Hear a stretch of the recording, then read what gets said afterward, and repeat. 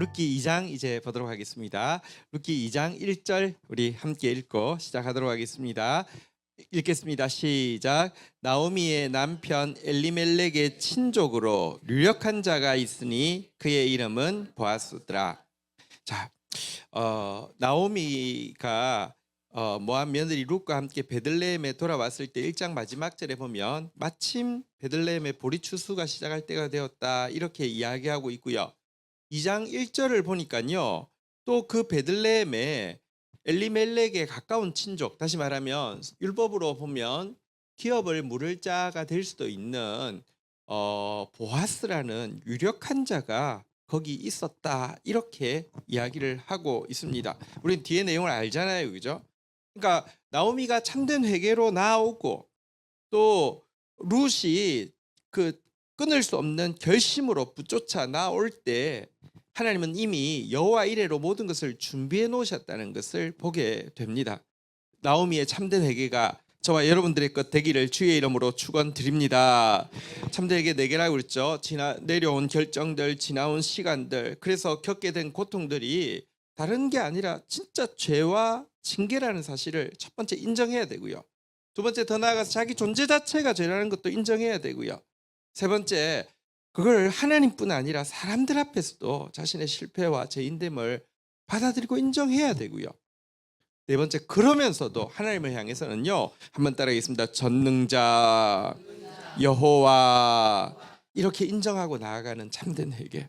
그리고 룻이요, 진짜 본드칠 때 가지고요, 틈이 하나도 없고 사단도 포기하고 하나님도 합격 이야기할 수 있는 그 결단으로 나아갈 때 여호와 이레로 모든 것이 준비되어 있었던 것입니다.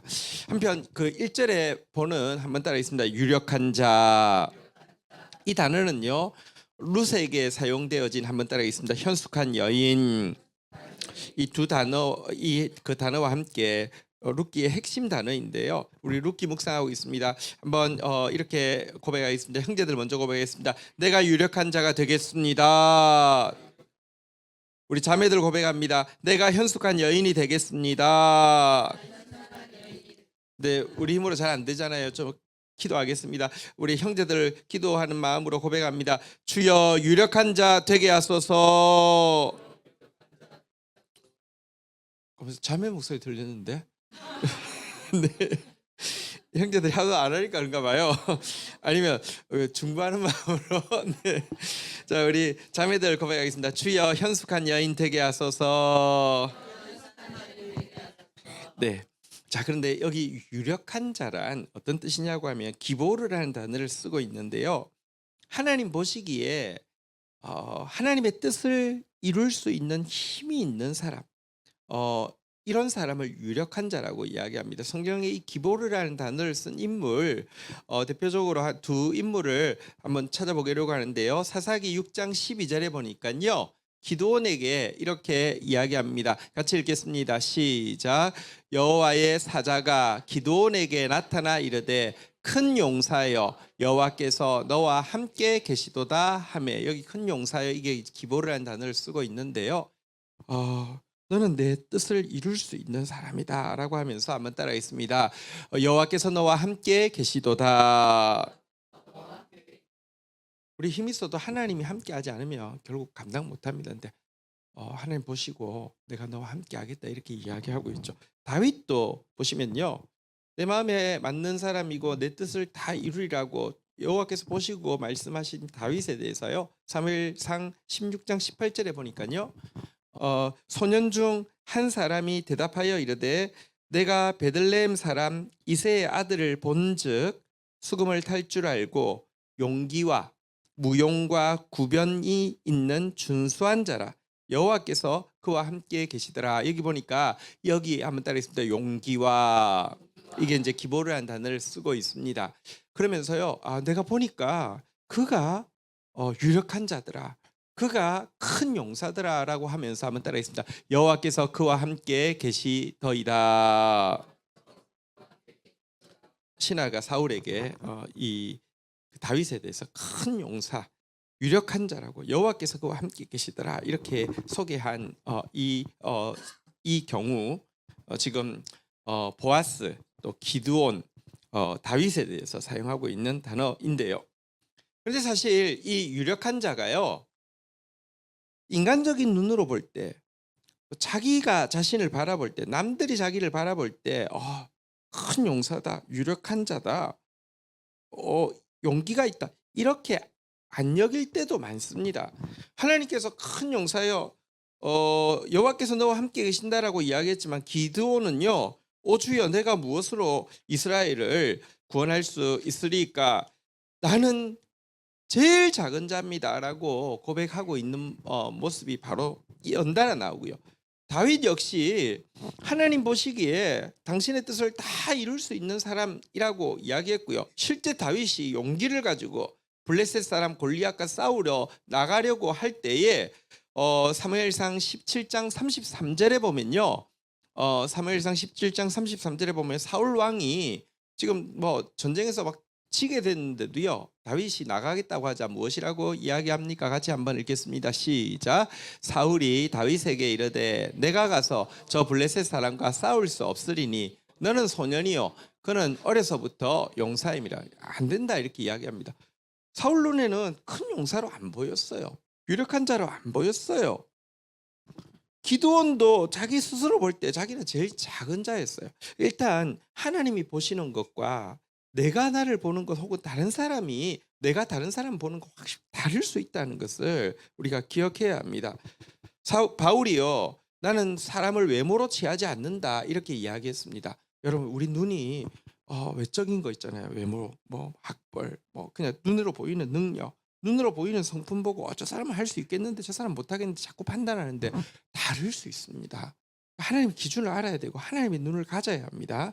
자, 이제 보아스 이야기 나오고 나서요, 2절 3절 이제 룻 이야기가 이어서 나옵니다. 여기 보면 룻기를 2장부터 읽으면요, 유력한 자가 어떤 사람인지, 현숙한 여인이 어떤 사람인지 이렇게 유력한 자, 현숙한 여인이 계속 이렇게 엇갈려서 이렇게 나오고 있음을 보게 됩니다.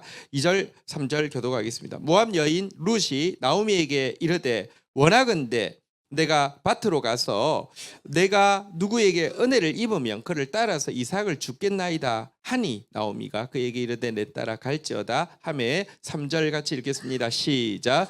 룻이 가서 베는 자를 따라 밭에서 이삭을 줍는데 우연히 엘리멜렉의 친족 보아스에게 속한 밭에 이르렀더라.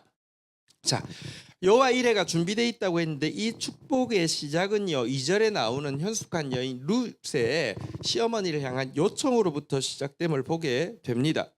여러분, 현숙한 여인이라고 했는데요, 현숙하다는 단어는 원어에 보니까 하일이라는 단어를 쓰고 있는데요, 현숙한 여인이 잠언 31장에 나오잖아요, 그죠? 그리고 그 잠언 31장에 나오는 현숙한 여인이란 사실은 지혜, 그 잠언 전체가 이야기하고 있는 지혜를 총괄해 놓은 것입니다. 그러니까 현숙한 여인은 지혜로운 여인을 이야기하는데요.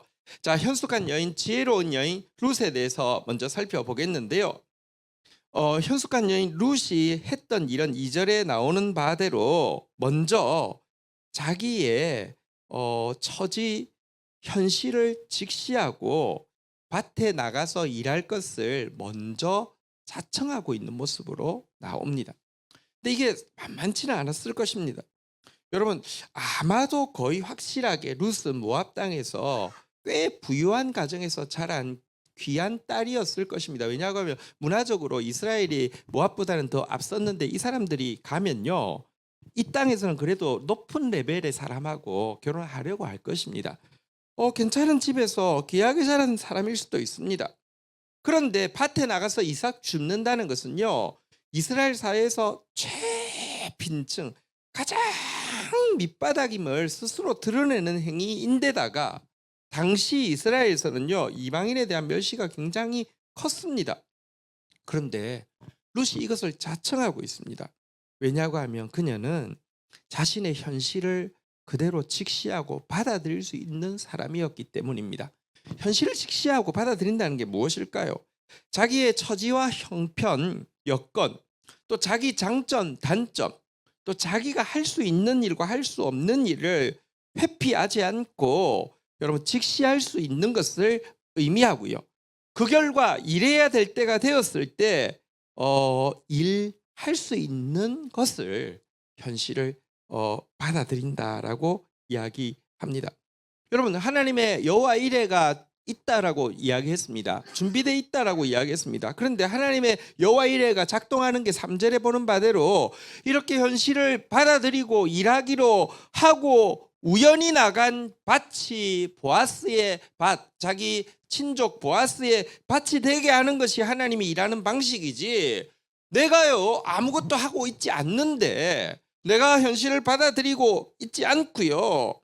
여러분, 기도를 해도 그래요. 자기 처지와 여건을 받아들이기 싫어서 기도로 도피하는 경우가 있을 수도 있습니다.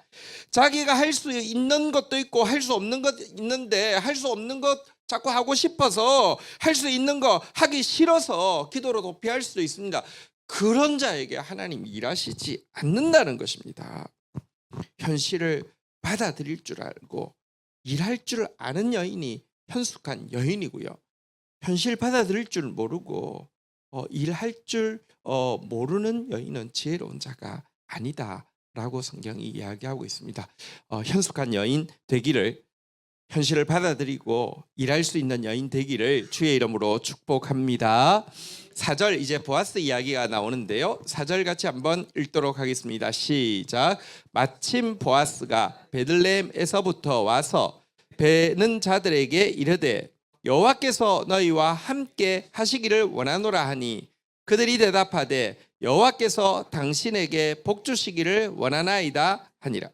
자, 그런데 보아스는 아마 밭이 좀 많았던 것 같아요. 베들레헴에 사는 보아스는요. 그래서 꼭 그 베들레헴의 보아스 밭에서 룻이 일한다고 해서 보아스를 못 볼 수도 있는데요. 한번 따라하겠습니다. 마침 보아스가, 하나님 여호와 이레는 이런 식으로 되는 것입니다. 자기가 간 밭이 보아스 밭이었는데 또 마침 보아스가 하나님 역사하시니까 딱 그 밭에 오늘따라 온 것입니다. 자, 여기 보면 왜 하나님이 보아스를 당신 보시기에 당신의 뜻을 이룰 수 있는 힘이 있는 사람이라고 여겼는지가 종들과 나누는 대화를 통해서 볼 수 있는데요.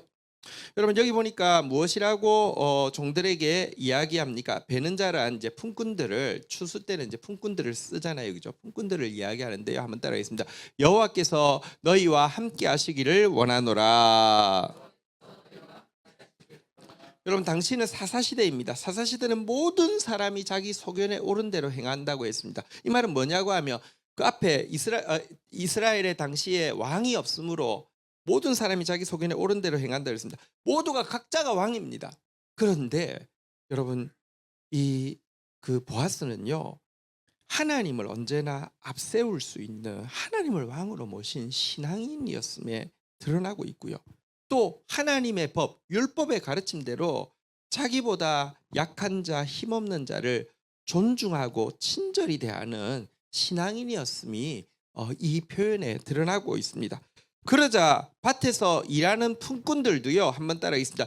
여호와께서 당신에게 복 주시기를 원하나이다. 당신 같은 사람이 여호와께 복 안 받으면 누가 받겠습니까? 하나님 당신에게 복 주시기를 원합니다라고 화답하면서 그에게 감사와 존경을 표하고 있습니다. 보아스는 자기 아래에 있는 사람들로부터도 진심으로 존경을 받고 있는 인격자였음을 보게 합니다. 여러분, 들판에서 이루어지는 4절에 나와 있는 이 훈훈한 대화는 잠시 이 시대가 사사시대 아니었나 보다라고 착각할 정도로 사사시대의 암울함을 잊게 만듭니다. 왜 어떤 사람을 하나님이 유력한 자라고 하느냐? 하나님은 부를 가진 자를 유력한 자, 권력 가진 자를 유력한 자, 머리 잘 돌아가는 사람을 유력한 자, 외적인 군사력이나 이렇게 그 권력이 좋은 사람을 유력한 자라고 하지 않습니다. 신앙의 힘, 인격의 힘을 가진 사람을 유력한 자라고 합니다. 근데요, 우리가 이제 이 보아스의 이야기를, 룻기를 이제 끝까지 보면 또 보게 되지만, 이렇게 약한 자들을 향해서는요 정말 친절하고 또 이렇게 배려하고 이런 게 보이지만, 자기보다 높은 사람들 앞에서는 또 당당하게 나아가 가지고요 또 이렇게 그런 반대의 모습도 보게 됩니다. 나중에 보면 성문에서 기업 물을 자, 또 장로들과 함께 대화할 때 이런 모습을 보게 되는데요. 우리는 흔히 자기보다 못한 사람은 막 무시하고 막 깔아내리면서 자기보다 조금 힘 있는 사람 앞에서는요 주눅들고 이런 사람은 너무 많이 볼 수 있습니다. 또 그런 사람일수록 약한 사람 앞에서 힘 있는 체 합니다. 이런 사람 절대 유력한 자가 아닙니다. 참된 신앙인, 참된 인격자. 그래서 자기보다 약한 자 앞에서 정말 이렇게 친절할 수 있고 자기보다 강한 자 앞에서도요 당당할 수 있는 사람이 참으로 유력한 자입니다. 여러분들 이런 유력한 사람 되기를 주의 이름으로 축원드립니다. 5절부터 한번 보도록 하겠습니다. 다시 이제 룻의 이야기가 나옵니다. 5절부터 7절까지 교독합니다. 보아스가 베는 자들을 거느린 사환에게 이르되 이는 누구의 소녀냐 하니 6절 읽겠습니다. 시작. 베는 자를 거느린 사환이 대답하여 이르되 이는 나오미와 함께 모압 지방에서 온 모압 소녀인데 7절 제가 있습니다. 그의 말이 나로 베는 자를 따라 단 사이에서 이삭을 죽게 하소서 하였고 아침부터 와서는 잠시 집에서 쉰 외에 지금까지 계속하는 중이니이다. 자, 5절로 한번 가보십시다. 자, 이제 왔는데 품꾼 말고 또 이렇게 정말 가난한 사람들이 이 밭에서 이렇게 이삭을 주었습니다. 사실 이삭 줍는 게 율법에 있지만 사사 시대였기 때문에 아마 다른 밭에 갔으면 쫓겨나거나 봉변을 당했을 것입니다. 근데 우연히 갔는데 정말 율법을 지키기 때문에 이삭 떨어진 거 안 줍는 보아스 밭에 간 것입니다. 근데 모르는 여인이 이 소녀가 나와 있으니까 물었죠. 누구냐라고 물었더니 사환이 소개하는 내용이 6절부터 나옵니다. 이렇게 이 품꾼들을 총 컨트롤하는 사환이 이야기합니다. 저 여인은 나오미와 함께 온 모압 여인입니다. 룻입니다. 근데 자기한테 와서 7절에 보니까 이삭 좀 죽게 해달라고 부탁해서 허락을 했더니 아침부터 와서 이스라엘은 오침 시간이 있거든요. 그러니까 그때 집으로 돌아갔다가 돌아와서는 지금까지 쉬지 않고 일을 하고 있다고 하면서 룻의 그 일하는 모습에 감명을 받고 자기가 나서서 막 소개를 하고 칭찬을 하는 그런 장면이 연출되고 있습니다. 여러분 여기서 우리 다시 한번 룻이 정말 현실을 받아들였다는 것을 알 수 있습니다.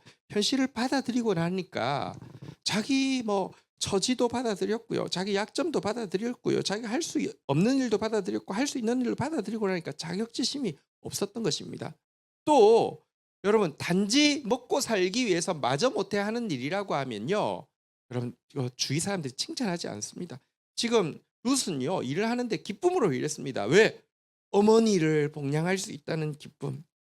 나는 이방인이었는데 하나님의 땅에 지금 와 있다는 기쁨, 하나님의 백성된 기쁨으로 일하고 있었던 것입니다. 어쨌든 현실을 받아들인 모습이고요. 게다가 그녀에게 엄청난 열정이 있었음을 보여주고 있습니다. 여러분 열심의 사람 되기를 주의 이름으로 축원드립니다. 파스칼은요 열정에는요 한번 따라하겠습니다. 천재성과 예비하신 능력과 예비하신 기적이 깃든다.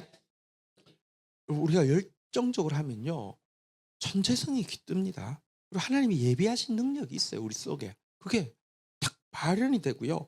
또 우리 능력으로 못하는 하나님만 하실 수 있는 기적도요 열정이 그 문을 여는 열쇠가 된다는 것입니다.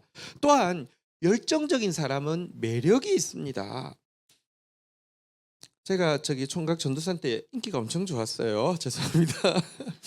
그 육각관계라는 이야기도 들었습니다. 좋아하는 사람이 하도 많아가지고. 근데 이유가 뭔지 생각해 보면요, 엄청 열심히 하거든요. 열중하는 사람은요, 자기 접촉하는 모든 사람들을 진짜 자석처럼 매혹시키는 게 있습니다. 룻이요, 지금 룻의 모습이요. 여러분 지금 사환 그러니까 말하자면 청직이죠. 장이 자기가 막 소개할 정도로 여러분 열정적인 사람 되기를 주의 이름으로 축원드립니다. 근데 여러분 열정적이되 무엇에 열심 내야 되는지를 알고 열정적이어야 합니다. 사실 한국 사람들은 엄청 열정적입니다. 밤새 노는데 열정적이고요. 일할 때는 죽으라고 일하고 밤에는 막 죽으라고 놀고 일 중독자, 막 술 중독자 많습니다. 그거는 하나님 앞에서 아름답지 않죠. 무엇에 열심히 내어야 할까요? 성경에서는 세 가지 일에 진짜 불꽃같이 열정을 태우라고 하는데요. 첫 번째는요. 말씀을 묵상하고 하나님의 뜻을 아는 일에 열심을 내야 합니다. 여러분들 지금 이제 이 12통을 통해서 GT를 좀 더 깊이 만나고 있습니다. 근데 사실 GT에 지금 우리가 집회를 하고 있지만 이게 다 GT의 그 글 속에 들어 있는 것을 풀어내는 거잖아요. 그죠? 여러분들 더 열정적으로 GT를 묵상하고 그것을 통해서 여러분을 향한 하나님의 뜻을 알아가는데 열심 내는 저와 여러분 되기를 주의 이름으로 축원드립니다. 왜 하나님을 아는 데 열심을 내고 하나님의 뜻을 알기 위해서 말씀을 묵상해야 될까요? 그거는 하나님의 뜻을 제대로 아는 사람만이 내 인생을 제대로 가치 있게 진짜 값 있게 살 수 있기 때문에 그렇습니다. 자동차 왕 헨리 포드와 그 전기 기술자 찰스 스타인메츠라는 사람의 유명한 이야기가 있습니다. 헨리 포드가 자동차 T1을 이제 생산하면서 그 이제 기계를 막 자동차를 돌리는데 공장의 발전기가 고장이 나가지고요 가동이 올스톱되었습니다. 뭐 여러 전기공 수리공 불렀는데 안 돌아가는 거예요. 그러자 가장 뛰어난 사람이 이 찰리 스타인메츠인데요 불렀습니다. 그러니까 이 사람 부르니까 막 서 있는 게 아니고 막 여기 뛰어가고 저기 뛰어가고 막 엔진 여기 두드리고 저기 두드리고 했는데 한 몇 시간 지나니까 스위치를 자기가 탁 올리니까 기계가 쫙 하면서 가동이 되더랍니다. 그래서 전문가는 전문가구나 하고 이제 마쳤습니다. 얼마 후에 청구서가 왔는데요. 그 당시 돈으로 $10,000를 청구를 한 겁니다. $10,000, 그 당시 $10,000 뭐 진짜 얼마나 될까? 너무 비싼 것 같아서 풋노트를 붙여서 다시 그 청구서를 되돌려 보냈습니다. 이 청구서의 금액은 당신이 그 모터를 두들기고 몇 시간 일한 것에 비해 너무 비싼 금액 아닙니까? 라고 써서 보냈습니다. 그러자 스타인메츠가 그 밑에 있는 풋노트에다 다시 풋노트를 달았습니다. 몇 시간 동안 모터 두드리며 일한 비용 $10, 어디를 두드려야 할지 알아낸 거 $9,990, 그렇게 합계 $10,000 이렇게 보냈습니다. 그러자 포드가 그 금액을 아주 기분 좋게 다 지불했다는 것입니다. 그러니까 이게 보십시오. 여러분 우리가 하나님 말씀 알지 않고 열심히 일하는 것은요 몇 달러라고요? $10라고요. 근데 하나님 말씀 알고 뭘 해야 될지를 알고 하는 게 몇 달러라고요? $9,990라고. 몇 배예요? 999배. 하나님 말씀 아는 거 그렇게 중요합니다. 하나님 말씀 정확하게 아는 지혜자 되시기를, 열심히 내어서 하나님 말씀 묵상하는 사람 되시기를 주의 이름으로 축원드립니다. 두 번째는요, 우리가 열심히 내야 될 것은요, 기도하는 일입니다. 여러분 사실 우리가 우리 거 가지고 남에게 나누어 줄 게 생각보다 많지 않습니다. 돈이 있어도요 돈 가지고 도울 수 있는 거 생각보다 적습니다. 시간이 있어도요 내 시간 가지고 도울 수 있는 거 생각보다 적고요, 내 재능 가지고 내 건강 가지고 도울 수 있는 일도 생각보다 크지 않습니다. 그런데 여러분 기억하십시오. 우리에게는 엄청난 정체성이 하나 있습니다. 한번 따라하겠습니다. 나는 하나님의 창고지기입니다. 그걸 청지기라고 하잖아요. 그죠? 하나님의 모든 풍성함이 쌓여있는 창고의 창고지기가 우리의 정체성입니다. 우리가 이 창고에 들어가서 끄집어내오면 얼마든지 나누어 줄 것이 있습니다. 그런데 우리가 이 하나님의 풍성한 창고에 들어가서 천국의 보화를 끄집어내오는 행위를 무엇이라고 하냐고 하면요, 한번 따라하겠습니다. 기도. 그래서요 우리는요 수시로 창고를 들락거리면서 쉬지 말고 기도하는 일에 힘을 써야 합니다. 열심을 다해야 합니다. 이건 우리의 특권일 뿐 아니라 의무이기도 하죠. 한번 생각해 보세요.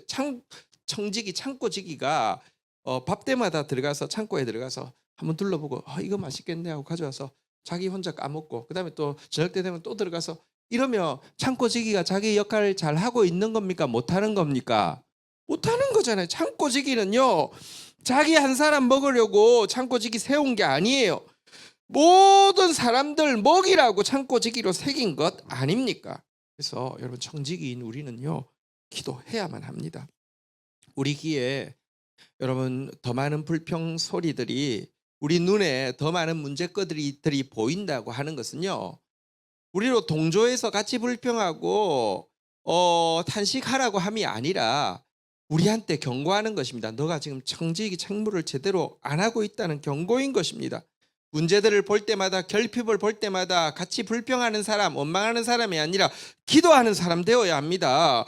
기도하는 사람, 창고에 들어가서 그러기 때문에 끄집어내와서 때를 따라서 양식을 나눠주는 사람이 되어야만 합니다. 우리 더 기도에 힘쓰시기를 주의 이름으로 축원드립니다.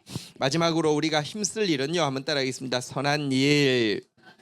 여러분, 한국 사람들 열심히 사는데요, 자기 일, 또 일 마치고 나면요, 자기 즐거움을 위해서 자기 취미 혹은 뭐 자기 가족만 알고 자기 가족을 위해서 열심히 내는 사람이 있고요, 신자인데도요, 구원의 확신 때문에 아무리 죄 지어도 용서받는다는 확신을 가지고 열심히 죄 짓는 사람도 있습니다.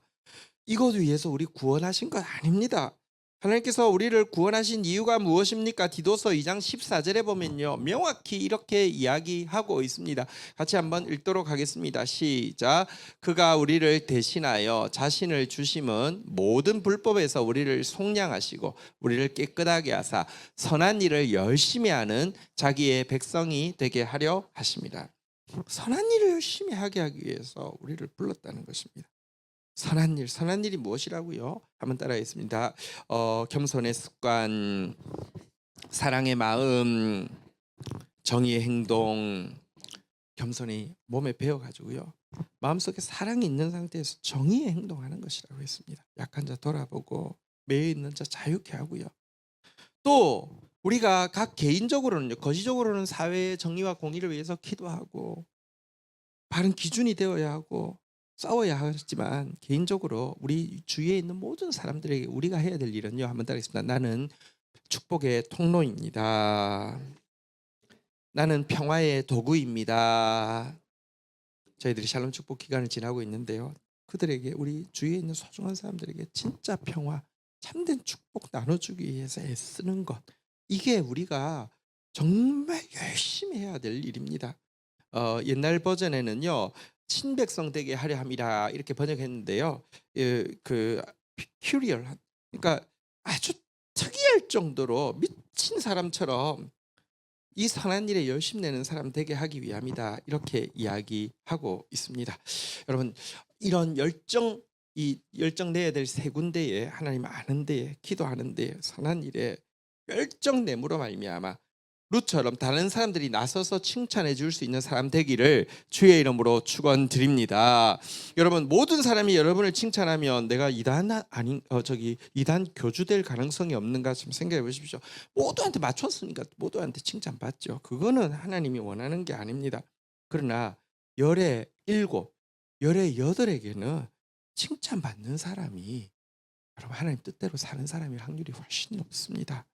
아는 사람이 나에 대해서 좋게 이야기하는 사람이 없고 나쁘게 하는 사람이 더 많으며, 많은 사람이 나에 대해서 그 사람 어때요? 이야기하면 입을 닫고 글쎄요, 이러면은 그거는 문제 있습니다.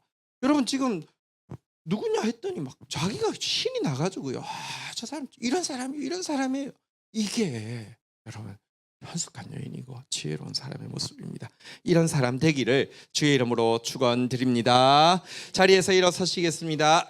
우리 함께 찬양하며 나가겠습니다.